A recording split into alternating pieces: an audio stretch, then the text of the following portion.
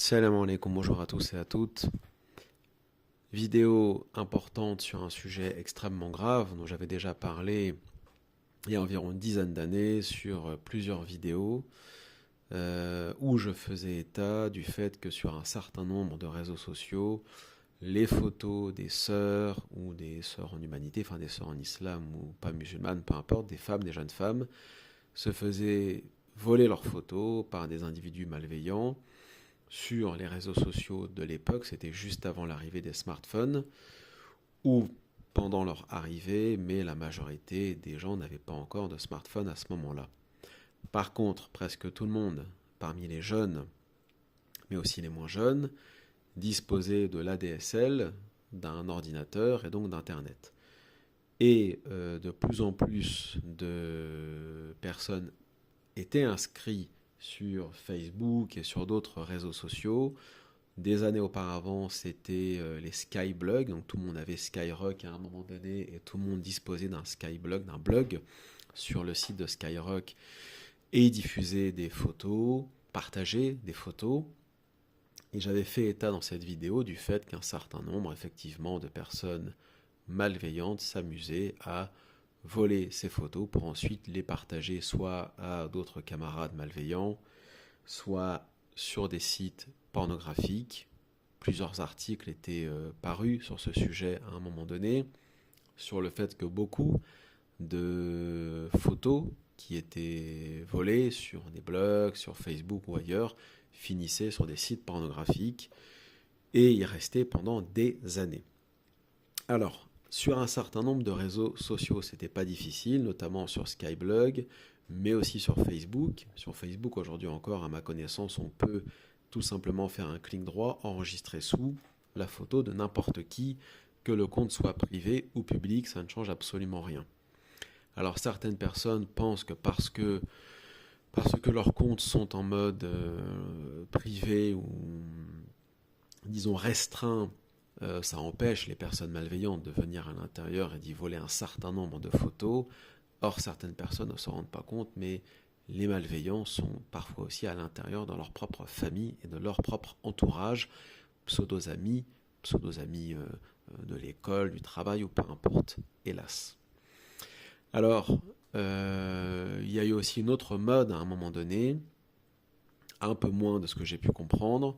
Ce sont ces personnes qui s'amusaient dans les rues de France et d'ailleurs dans le monde à prendre en photo des femmes, donc de toute origine, toute confession, peu importe, sauf qu'à un moment donné, c'était surtout ciblé sur les femmes de confession musulmane et voilées, ou dans la rue, dans des marchés, dans des centres commerciaux, des pervers s'amusaient à les prendre en photo à leur insu, ce qui est strictement interdit par la loi, bien évidemment, et de surcroît est tout à fait inadmissible et d'autant plus choquant quand on sait que ces photos terminaient sur des sites également à caractère pornographique. Très souvent, ce qui était assez drôle, si je puis dire, si on peut user de ce terme, c'est que certaines de ces personnes, ces fameux pervers, très souvent étaient des islamophobes par ailleurs.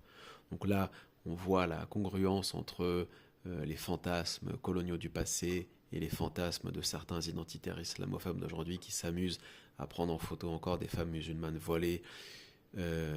Ça correspond parfaitement à tous les délires, on va dire, de l'orientalisme et de l'exotisme du passé qui ressurgit parfois. Et il n'y a aucun réel paradoxe quand on réfléchit un peu. Et d'ailleurs, c'est un frère, il y a quelques années, je crois que c'était sur Snap, qui avait réalisé plusieurs vidéos où il avait stalké un individu, je crois que c'était en région parisienne, qui s'était amusé à filmer ou à prendre en photo son épouse. Alors était-ce un islamophobe ou était-ce juste un pervers, peu importe, ou les deux, ça change pas grand-chose. Bon, là, on a encore franchi un cap, mais en fait ça existe aussi depuis des années. C'est le cas de ces personnes, et très souvent des femmes, des mères de famille, ces mères indignes, il n'y a pas d'autre mot, hein, ces mères indignes. Donc là, je m'adresse directement à celles qui nous disent qu'elles sont musulmanes, soi-disant, et qui affichent leurs enfants leurs enfants, leurs nourrissons, leurs petits garçons, leurs petites filles sur les réseaux sociaux à visage découvert et même carrément parfois dénudés, si ce n'est pire, sur les réseaux sociaux, sur Instagram et ainsi de suite, et qui, pour ces mères de famille, se disent musulmanes ou se présentent comme étant musulmanes, voire voilées parfois, je le dis ouvertement, ces gens sont une honte. Et ce sont des mères indignes, qui ne méritent même pas d'avoir des enfants. Parce que quand on est musulmane, soi-disant, quand on se revendique du Coran, quand on se revendique du prophète sallallahu alayhi wa sallam, quand on se revendique de la sunna et de la sharia, est-ce qu'à un moment donné, il est normal d'afficher ses enfants, d'afficher sa vie privée, d'afficher sa famille, d'afficher sa mère, son grand-père, etc. Et désormais, son petit garçon et sa petite fille dans des tenues totalement dénudées. Alors d'abord, on sait très bien que ça ne se fait pas, hein, même s'il n'y avait pas de pervers, ça ne se fait pas. Et dans un deuxième temps, quand on sait, et tout le monde le sait, je veux dire, ceux de ma génération et même ceux qui sont arrivés après, une fois qu'on a pris connaissance de l'affaire du trou, du CD-ROM de Zandvoort et ainsi de suite, on ne peut pas dire qu'on ne sait pas qu'il y a des pervers sur les réseaux sociaux partout.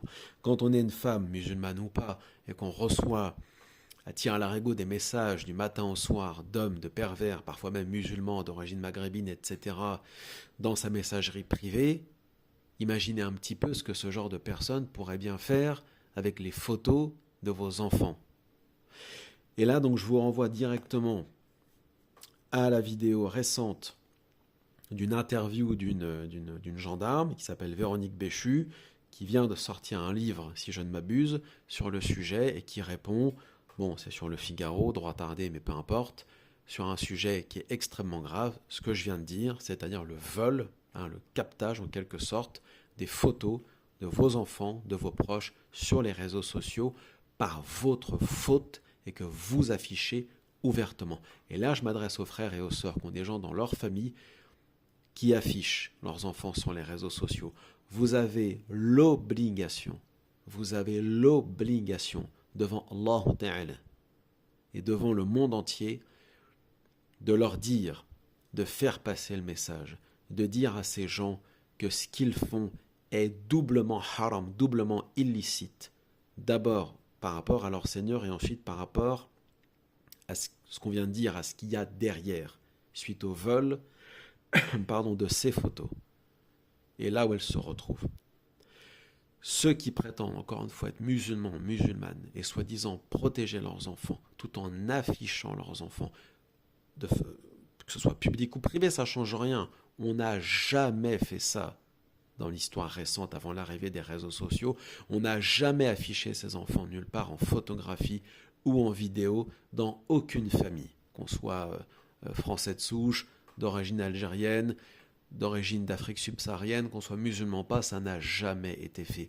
Aujourd'hui, tout le monde tombe, les masses, mais ça ne m'étonne pas, dans ce piège, dans cette espèce de voyeurisme, dans cette espèce de logique de m'as-tu vu, on affiche d'abord sa propre personne, et plus ça va, on s'affiche encore moins, mais on affiche ses enfants. Il y a quelques années, j'avais envoyé un message à une femme, à une sœur, qui affichait une mère célibataire, on en parlera de ces gens-là aussi plus tard dans une autre vidéo, Inch'Allah, une mère célibataire d'origine maghrébine a priori, enfin soi-disant de confession musulmane quand on regarde les posts, bon, des photos déjà de la mère d'une vulgarité sans nom, et qui affichait sa propre fille sur Instagram dans des tenues hideuses, une gamine dont les photos, et je lui avais dit, j'ai été immédiatement bloqué. Bon, qu'est-ce que vous voulez faire avec ces gens-là? Vous voyez ce que je veux dire? Ces gens-là vont venir après pleurer. Ils n'auront que leurs yeux pour pleurer, alors qu'on les met en garde face à un phénomène qui est extrêmement grave, face aux pervers qui sont sur les réseaux sociaux, sur Internet et ainsi de suite. Mais ils s'en moquent. Écoutez, à un moment donné, je le répète à tous les frères, à toutes les sœurs qui comprennent où est-ce que je veux en venir, vous avez le devoir de transmettre, de faire da'wa, de faire passer le message. Parce que la da'wa, c'est pas seulement faire des prêches interminables sur les ablutions dont tout le monde s'en fout. Ça, c'est le réel. C'est ta'muruna bil ma'ruf wa tanhauna 'anil munkar. Et je m'arrêterai là.